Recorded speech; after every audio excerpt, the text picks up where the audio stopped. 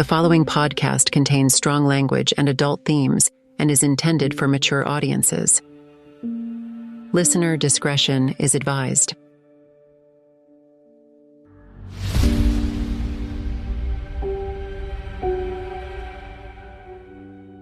Heinke Digital presents The Skin.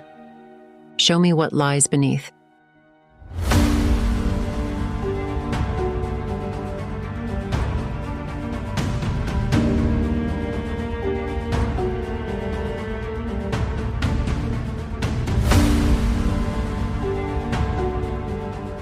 An audiobook podcast by Christian Heinke.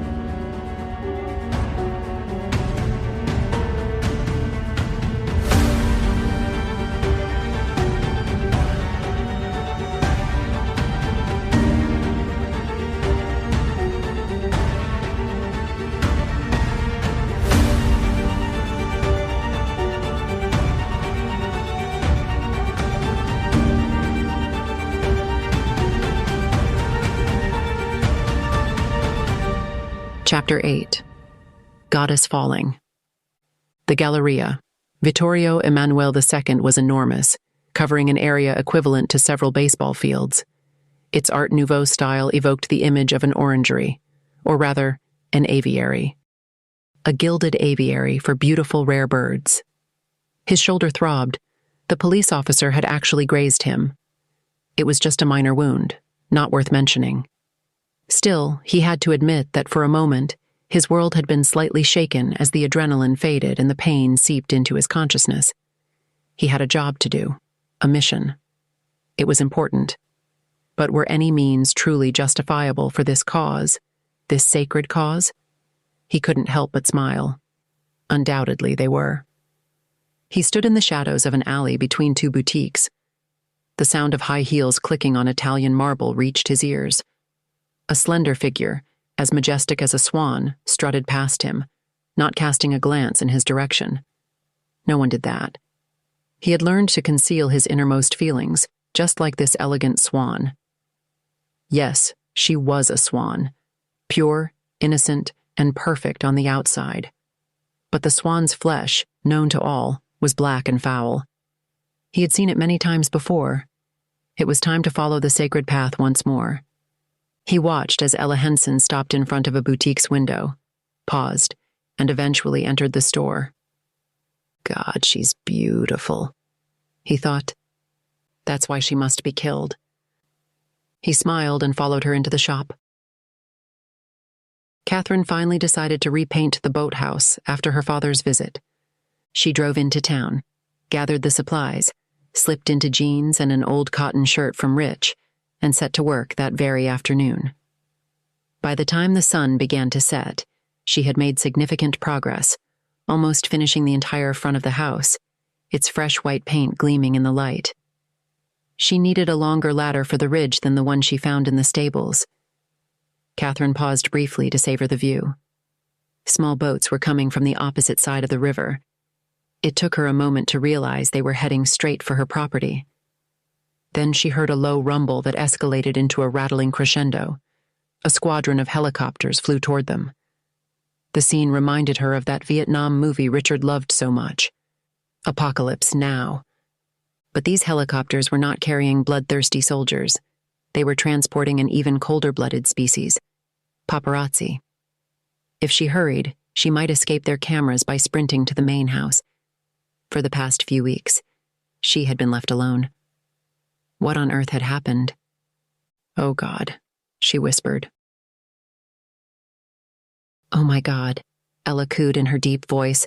She had found the perfect dress. Brava, ottima scelta. Really a very good choice, the saleswoman confirmed. Dove? Ella asked, looking around for a changing room. Right over here. Grazie. She headed for the fitting cubicle. The killer must have gotten Ella too, Katherine thought as she hastily climbed down the ladder. She dropped everything and ran across the footbridge to the main house. Just then, she saw two more reporters jump out of a car. Fuck! She shouted, quickly turning around and running back to the boathouse. The helicopters had almost reached the shore by that point. Their rotor blades skimmed the river water, nearly capsizing some of the smaller paparazzi boats. "Stop! Stand still! Stay! Shoot!" a man shouted. But the noise of the rotors drowned out his words. Shoot? Did he really just shout shoot? She must have misheard him. She quickly glanced over her shoulder. The man was pulling a gun from his shoulder holster. "Don't!" shouted a woman following him. Katherine ran faster.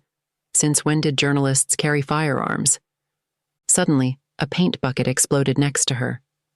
Startled, she cried out. She was almost at the door of the boathouse when another bullet tore through the newly painted wood paneling, dangerously close to her head. Small splinters of wood pierced her cheek. She froze, transfixed. The helicopter flew a loop, likely to give the cameras a better angle. The noise quieted slightly, and now Katherine could hear the man distinctly. "Turn around slowly with your hands up," he shouted. Katherine complied. The man aimed at her head. He wouldn't miss this time. Her whole body trembled, and her legs threatened to give way. The man inched closer. The helicopter was now circling right above them. Like a tornado, the painting supplies whirled around her, spraying her with paint. The man reached her, seizing her by the shoulder and forcefully turning her around. "Arms back," he ordered. Katherine obeyed, and a few seconds later, she felt the cold steel of handcuffs around her wrists. Then the man pushed her into the boathouse. She stumbled over the threshold, and the stranger slammed her against a wall. She tasted salt from the planks. "Please," she whimpered, managing only that. "Please. Is that what your friend said when you butchered them? Please?" The man snapped. "Davis," the woman shouted angrily. "Let her go right now." "It's her, Helen. The bitch is our killer. She wanted to escape," he replied, looking as if he were waking up from a dream. "Who are you?" Katherine asked, frightened. "NYPD," hissed Davis. "What? New York Police Department?" she repeated, dumbfounded. "You shot at her without identifying yourself?" the woman screamed at him. "I identified myself. She probably didn't hear me because of the helicopter." "Maybe she didn't hear you tell her to stop either." "I really didn't hear you. I thought you were a reporter." "What's this all about?" Katherine asked. Davis cleared his throat. "Katherine Williams, I'm arresting you for the 7 counts of murder of Inez Diega, Pete Moore, Mia Wong, Victor Adams, Vivian Lemoire, and Lauren Gramney." "No, you're mistaken. I didn't murder anyone," she said, calm and collected. "Miss Williams," Helen began, "you may remain silent. If you choose not to exercise that right, anything you say now can be used against you in court. You have the right to an attorney. If your financial situation does not allow for this, the public prosecutor's office will provide you with a public defender. Do you understand that?" Katherine stared at the small woman. "That's it," she thought. "This is the punishment for my first life." Everything came together at that moment. She had thought the loss of her child, her husband, and her skin had been enough torture. But no. This public humiliation was all she needed. Pain did not compromise.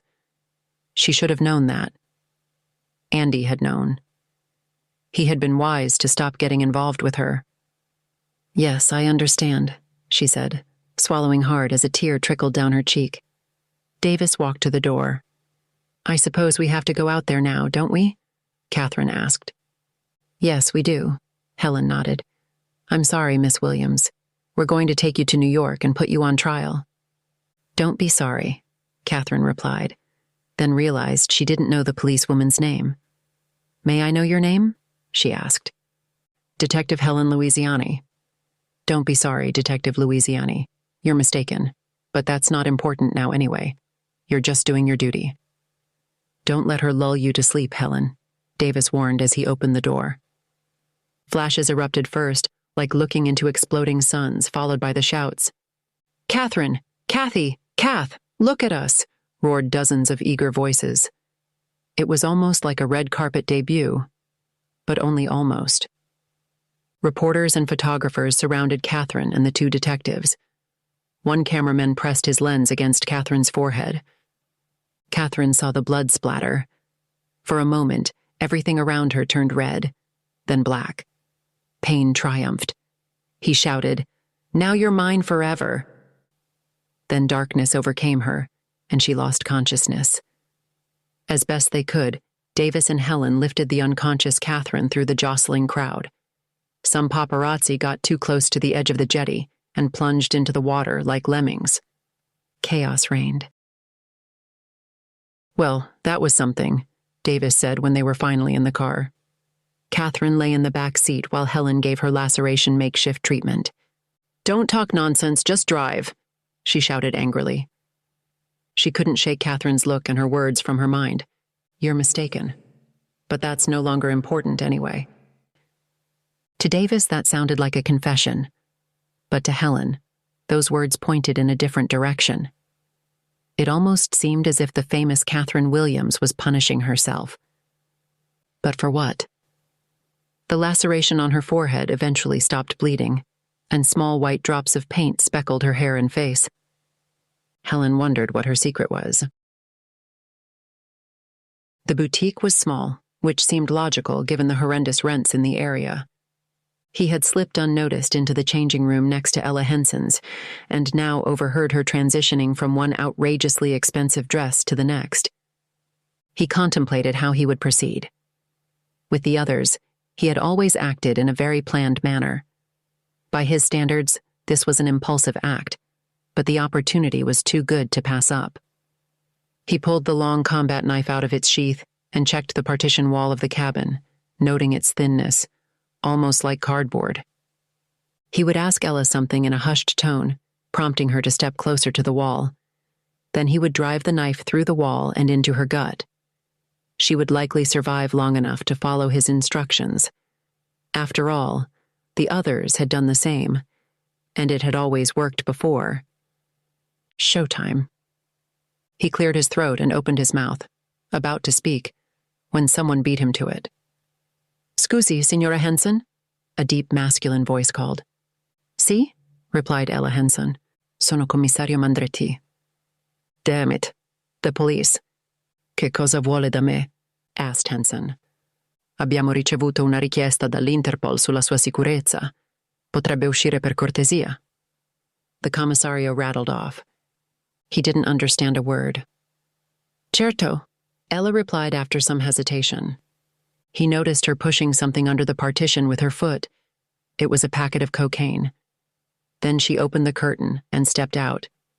He crouched down and speared the cocaine packet with the tip of the hunting knife, like an insect. He looked at it with interest. Naughty girl, he thought. Outside the cabins, Ella Henson was talking to the Italian inspector. Finally, he heard them leaving the boutique together. He sighed. So much for spontaneous actions. Now he would have to think of something else for Ella Henson. So far, he had always come up with something. After driving their prisoner to an ambulance in Easton, Helen and Davis attended to her laceration. Davis stood guard outside the treatment room, while Helen accompanied Katherine. The doctor cleaned and taped the wound. "I've read Professor Winter's article about your skin graft. Your new skin regenerates unusually quickly. In a few days, there will be no sign of an injury. If Miss Williams had a graze on her upper arm, would it heal as fast as this laceration?" Helen asked. "Certainly, yes," the doctor replied, turning to Katherine. "Did someone shoot you?" She didn't look at him but into Helen's eyes as she replied, "No." Katherine and Helen exchanged a silent glance. "All right, then. I'll attend to my other patients," said the doctor, and then left. "You think I'm innocent, am I right?" asked Katherine. "Until now, I did," said Helen. "But now, to be honest, I have some doubts." "Just because of my fast-healing skin?" Katherine frowned. "But why? If you're the killer, you know why." "But that's the point. I'm not your killer." "We'll see," Helen replied curtly. Could it be? Could Katherine Williams have murdered her catwalk colleagues? Was it possible that a beautiful swan could turn into a vicious, cunning killer, like a perverse inversion of the fairy tale of the ugly duckling? "You're really nice, you know," said the young woman next to him. "Thank you very much," he replied. She continued to talk about her stay in Italy, and he nodded, although he wasn't really listening. He kept just the right distance from her stories. They didn't touch him, and he occasionally threw in a well-placed aha or The United Airlines plane was not full. He had an aisle seat quite far forward in economy class. He could see into first class through the half-open curtain. Ella Henson was sitting there, as beautiful as a Renaissance statue. She seemed a little nervous, ordering drinks at short, regular intervals, and apparently terrorizing the flight crew with all kinds of unusual requests. At least he could tell by the rolling eyes of the flight attendants when they turned away from the supermodel. He stood up and went to her. "Miss Henson." "What?" she barked shrilly. "Please excuse the intrusion, but my friend is an admirer of your beauty and your graceful artistry on the catwalk." Ella's features relaxed. "That's a nice thing to say. Where do you want me to sign?" He handed her the latest magazine with her likeness on the cover. "Here you go." "What's your girlfriend's name?" "Katherine. She's sitting over there. She didn't have the courage to speak to you.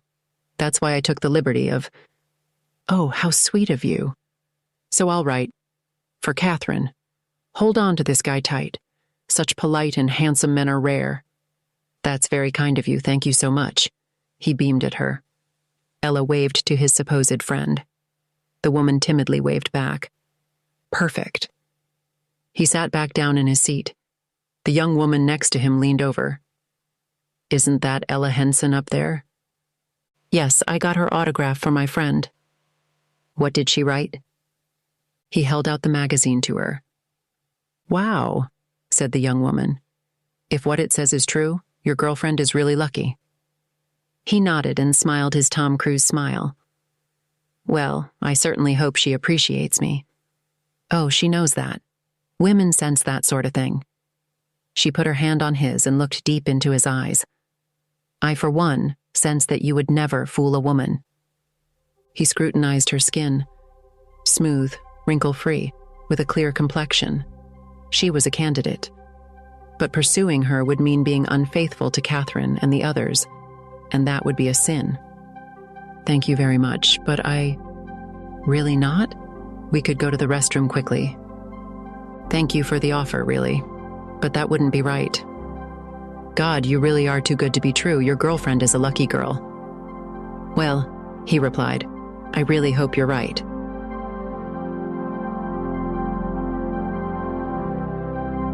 In the shadows of her mind, 7 counts of murder. The goddess is about to fall, while I'm watching through it all. The goddess falling in the height of her prime. Some secrets keep on bleeding through the hands of time. The goddess bleeding, lying on the ground. One survivor gets away, another's forced to stay. The goddess silence speaks so loud. Her secrets never doubted. The goddess falling in the height of her pride. Some secrets keep on bleeding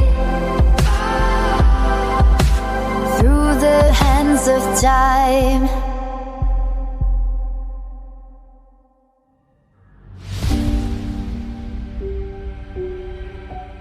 Thank you for listening. dhout.podig.io